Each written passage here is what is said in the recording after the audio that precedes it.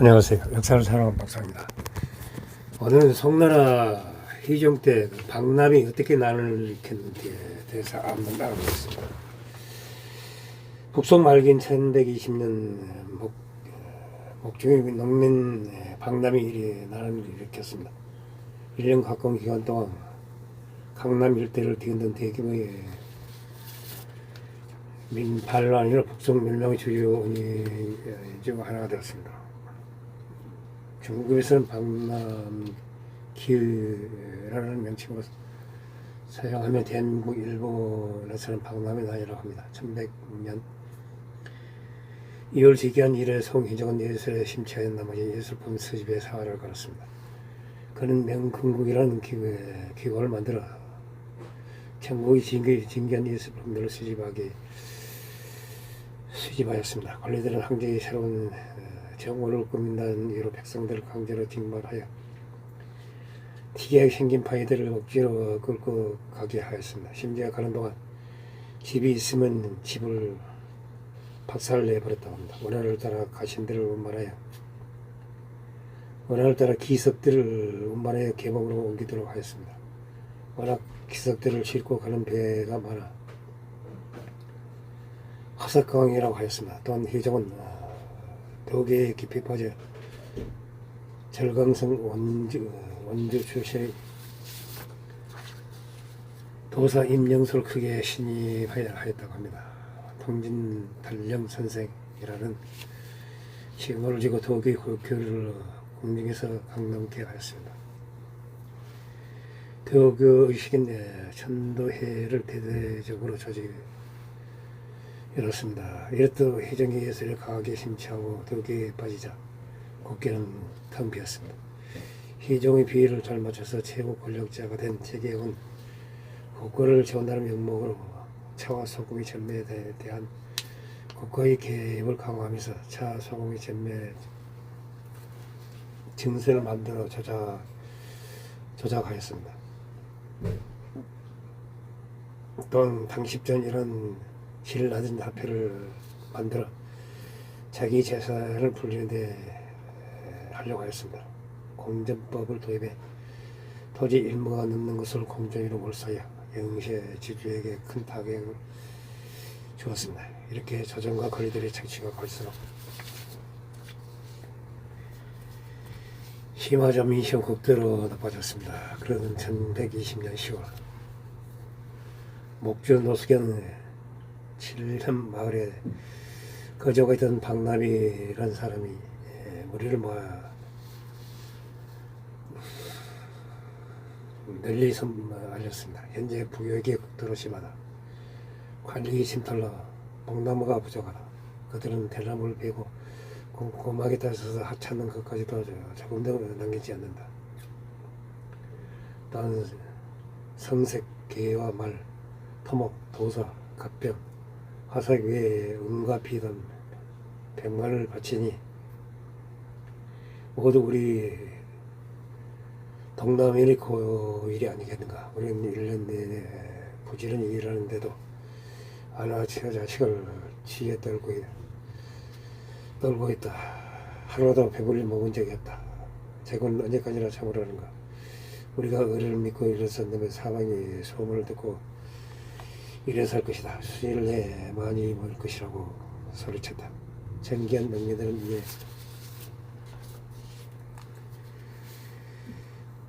호가의 박람에게 가담하였다. 그 숫자가 수만에 이르렀다. 그들은 박람을 성공이라 불렀고 영락이라는 연어를 독자적으로 사용하였다. 이라여 박람의 난이 발발하였다. 박람은 반란을 일으킨 뒤 권리와 장수를 두고 수고로 등급을 달리해 입등말하였다. 당시 태평한 세월을 바라며 군대를 인설한 이래는 아무런 재능도 의욕도 없던 권리들은 반란을 지나갈 누더내지 못하였다. 모두가 도망가버렸다. 이라여 반란은 초기에 진압되지 않고 13시간을 확산됐다. 조정은 이 소식을 듣고 담전에게 토벌을 명하였다. 담전은 반란 토벌에 실패하였다. 11월 기밀 양전이 도감 체중과 안탄이 식경에서 반란군을 맞붙었으나 크게 폐하고 두 장수 모두 죽었다. 방담은 여시를 몰아 11월에 청계석을 함락하였다.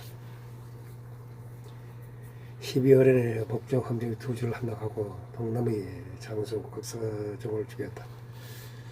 또한 남으로 구주를 함락하고 군수 편내방을 죽였다. 북으로 신성과 동료 및 북양의 각 기원을 약탈하고 항주를 약탈했다. 항주의 군수와 성을 버리고 도주하니 항주는 곧 함락됐다. 채치사 진건과 저항이 피살됐다. 방담이 항주성을 6일 동안 방어하니 죽은 자를 셀 수 없었다. 방담이 물어둔 관리를 사로잡으면 반드시 팔과 다리를 끊어 고기로 만들고 하프와 창자를 꺼내 고깃기름으로 삶거나 하사촉을 모아 난사람 등 온갖 방식으로 죽였다. 이는 그들이 관리들을 뼈저리게 증오했기 때문이라고 한다. 또한 최경이 조상 무덤을 토굴하여 해골을 보관치 잠시 하였다. 이렇듯 반란이 갈수록 거세졌지만 왕모가 책임지고 돌아하여 급보를 숨기고 송희정에 아뢰지 않았다. 이로 인해 반란 진압은 제대로 이루어지지 않았다. 난결의 선적 주원과 오방 서면의 고도인 선거 여사랑 방감산의 진심사 소주의 서생 귀환의 육행아 모두가 방남에 가담하였다. 방남의 세력이 양쯔강 하루 일대의 위시를 떨쳤다. 송희정은 나중에 이 소식을 듣고 크게 놀랐다. 급히 동관에게 강과 회 및 형과 자리 선무사를 삼아 방남을 토벌하게 하였다. 양절 백성들이 결혼 및 간을 수사하게 하였다. 송희정 곧 화석강이라는 강남 백성들이 반란 가담의 결정적인 원인이었다는 사실을 알게 됐다. 즉시 기석을 바치는 것을 중단하게 하였다. 하지만 반란은 점차는 멈추지 않았다. 1121년 1월 반란 방원이 구주를 함락하고 수령 팽예방을 죽였다. 이후 방남의 장수 방칠벌이 무려 6만을 연설하여 소주를 공격하였다.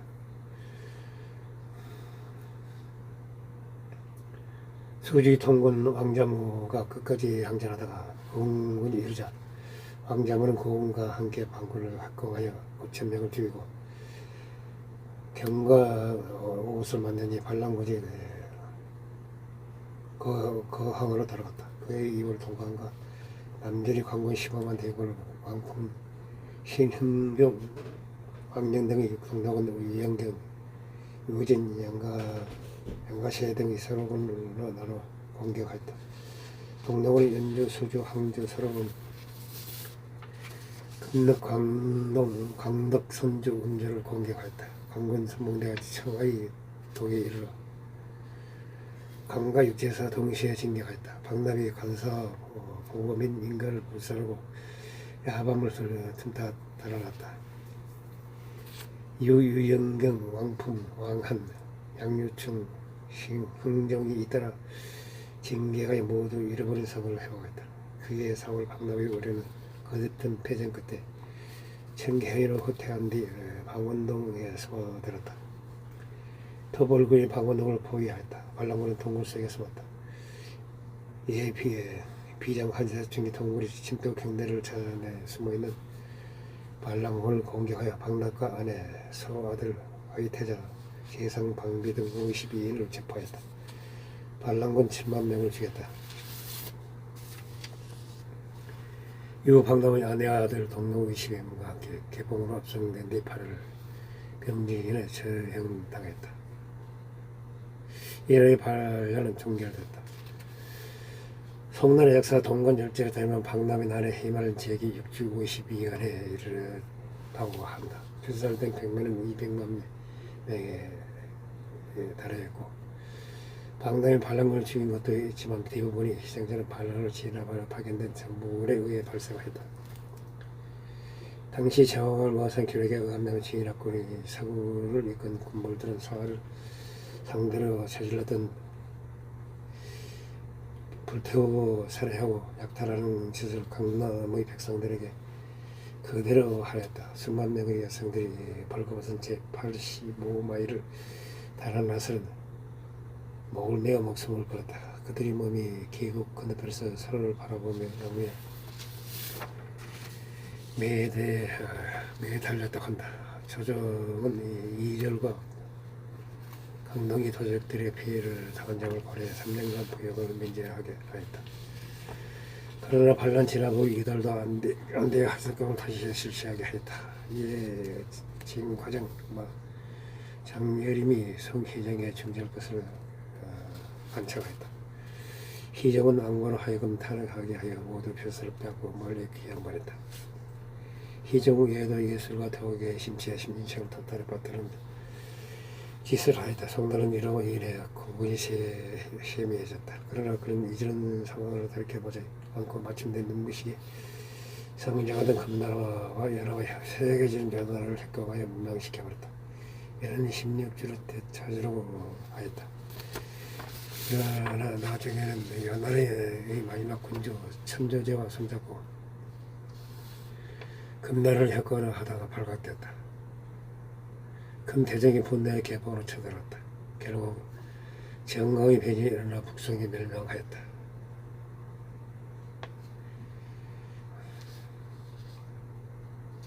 이상 박람회 날에 대해서 한번 알아봤습니다. 박람회 날이 일어났음에도 불구하고 송나라 희종은 정신을 못 차리고 결국 금나라에 패하여 금나라 북쪽으로 끌려가서 다시는 돌아오지 못했다고 합니다. 이상 이야기를 마치고자 합니다. 항시 부정합니다. 양해 부탁드립니다. 감사합니다.